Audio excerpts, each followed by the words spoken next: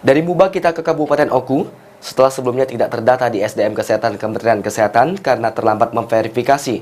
Akhirnya tenaga kesehatan non-ASN di lingkungan pemerintah Kabupaten Oku kembali didata ulang. Setelah Kementerian Kesehatan kembali membuka portal sejumlah kabupaten kota di Indonesia. Dinas Kesehatan Kabupaten Oku memberikan kesempatan untuk melakukan updating atau pemutakhiran data tenaga kesehatan non-ASN yang belum tervalidasi ke dalam portal SIS-DMK paling lambat tanggal 14 November mendatang.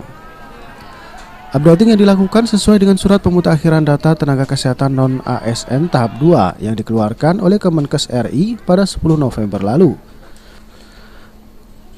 Kepala Dinas Kesehatan Oku, Rozali, menjelaskan dengan waktu yang singkat ini maka updating data dikebut dengan melibatkan admin RSUD Ibnu Sutomo Baturaja, Puskesmas, dan pihak Dinkes. Ditargetkan data ribuan nakes non-ASN sudah terupdate sebelum batas waktu yang ditetapkan. Sama dengan rekan-rekan yang terkait, karena ada bidan, ada tenaga, teknis, perawat dan lain-lain kan.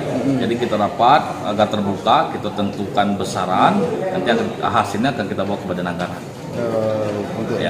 di tahun 2023. Dalam pelaksanaan proses updating saat ini tidak ada kendala. Agar proses updating berjalan lancar dan tidak terkendala sinyal internet, Dinkes Oku melibatkan Dinas Kominfo Oku. Ari Pranika, PAL TV.